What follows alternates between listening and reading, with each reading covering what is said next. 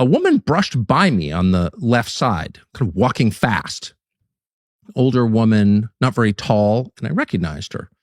And it was Miriam Adelson. And she blew past me and everybody else in line and went right to the front, right to the magnetometer, announced who she was, and walked on in. They called it a conspiracy theory. Then they tweeted it. Tucker Carlson was standing in a security line at Trump's inauguration church service. 12 degrees, freezing, everyone waiting their turn. And then she walked past every single person, right to the front. No line, no wait, just announced who she was and walked in. That woman was Miriam Adelson, Israeli-born, the biggest Republican donor in America. And Tucker said he had one thought standing there in the cold. I hope this isn't an omen. I hope this isn't an omen. I hope it's not a sign of things to come. It feels a little bit like a metaphor. I hope that's not real. It was real, and I'm going to show you exactly how real. Thomas Massie, 7-term congressman from Kentucky, never lost, always won by landslides, built his own home, raised his kids there, the kind of politician that doesn't exist anymore. He had one position that made him an enemy. Out of 217 Republicans in Congress, he was the only one who never took a single dollar from the Israeli lobby. Not because he hated Israel, because he believed the United States was bankrupt and couldn't afford to fund anyone. That's it. That was the crime. And Tucker explains exactly what happened next. And rather than just brush him off or blow him off or ignore him, Donald Trump fixated on him and began to hate Thomas Massie. And in a move that may reveal what the Epstein story is really about, he made common cause with some of his biggest donors. Those would include Paul Singer. Paul Singer, a liberal who is somehow one of the biggest donors in the Republican Party, and John Paulson, and of course, Miriam Adelson. And they colluded, in effect, to destroy Thomas Massie. $35 million in one congressional district in Kentucky to remove one man, and then came the media. Here's CBS News interviewing Massie days before the vote. Watch how they do it. Are you anti-Semitic? They're trying to tell you that it's anti-Semitic for me to expose the fact that the Republican Jewish coalition has spent millions of dollars in this race. That a dual citizen, Miriam Adelson, who even Trump says is more loyal to Israel than the United States, has spent millions of dollars in this race. Those are mere facts. And it's really... It's a yes or no. Are you anti-Semitic or not? Oh, hell no. Okay. Hell no. The reporter didn't hear a word, so they tried it again. Same day, different network. It's the most radical jihadis in our country. It is Democrats. It is Tlaib. I mean, think of it. It's Rand Paul, the reprobates, the miscreants, and I underscore the malcontents, are moving behind Massie. And they're raising tons of money. And Massie is supported by all the elements that support Hamas, Islamic Jihad, Hezbollah, Iran. Why is that? He's supported by all the American haters and Jew haters and many of the Christian haters in this country. For years, if you said what I'm about to show you, you were called an anti-Semite. You were smeared. You were fired. You were investigated. But minutes after Massie lost, AIPAC sent a tweet, public, on Twitter, for everyone. Here's what it said. Pro-Israel Americans are proud to help defeat anti-Israeli candidates. Being pro-Israel is good policy and good politics. They said it themselves. The thing that got Massie called an anti-Semite, they announced it publicly, proudly. And Tucker made the point that should terrify everyone. Instead of doing that, the Trump administration is taking the position that noticing is hate.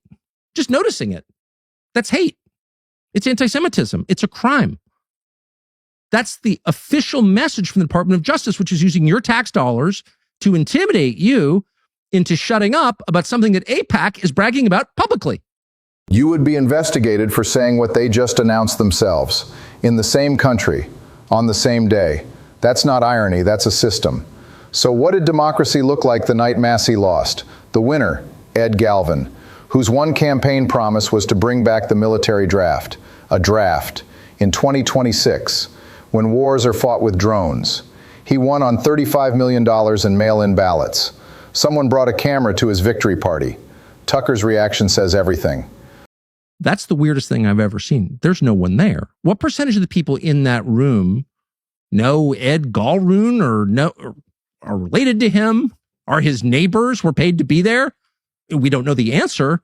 There's nobody there. $35 million. No crowd, no cheers, no believers. Tucker called it exactly what it was. Was it a way of saying to the rest of us, people sort of believed in democracy, it's all fake? We can get a guy whose last name we can't pronounce elected on a platform everybody in America hates because we can. Because we're billionaires and you're not. And of course our priorities are not aligned with yours. In fact, we hate your priorities and we hate you. We're going to do this to you anyway. Even in Kentucky, we can do it. Now here's where it gets measurable. Rich Barris, the pollster who tracked Trump since his 2015 CPAC speech, was on Tucker's show the same night, and he confirmed exactly when the base broke. Didn't lose it until July of 2025. What happened in July of 2025? Epstein. And then followed by bombing the 3 nuclear sites in Iran. I've been calling that like almost like a two-piece, a 1-2 combo, right to the chin of MAGA. That's what put MAGA down. And then the Rush Limbaugh connection. This is the part that hit hardest. To Rush Limbaugh, and he repeated it in one of his it might have been his very last broadcast, where he explained that no matter what the media does to Donald Trump, no matter what the FBI does to Donald Trump, it doesn't matter. It cannot be an external force. They will never break the bond that Donald Trump has with his voters. And the more they attack him, the stronger the bond will get. The only way you can break the bond is if Donald Trump himself breaks the bond. Exactly. And when he sent that out, Tucker, I felt it. Rush called it. The only person who could break Trump's coalition was Trump. And here are the numbers. MAGA has not only split, the question of whether it is split is a done question. It has fractured and it has transformed. It's split, shrunk, and transformed. And we put this up the other day. I mean, it couldn't have illustrated it better.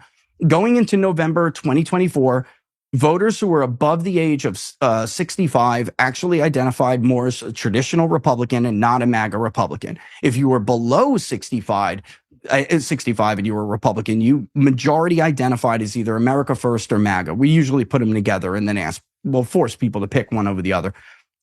If you were a millennial, 30 to 45 years old, you were 66% identifying as MAGA. That is now around 40%. If you were 18 to 29, it was like 56, and now it's 36. Oof. If you're 65, again, never got to majority. It's a majority now, and a traditional Republican is about 45. So what happened? It got older. It got older. And the younger voters who really had so much riding on this thing, they're out. They're out. 11 points on the generic ballot.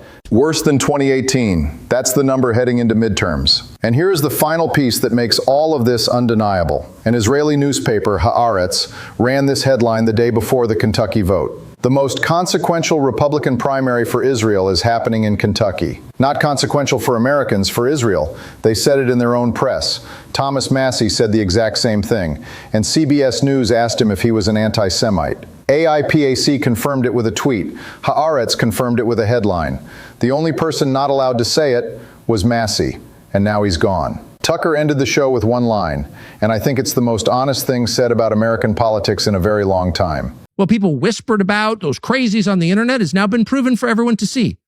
Nothing will ever be the same again, and you got to think it's going to be a little better, because there will be actual reform. We have gone too far. They called it a conspiracy theory. Then they tweeted it. What do you do with that? Tell me in the comments.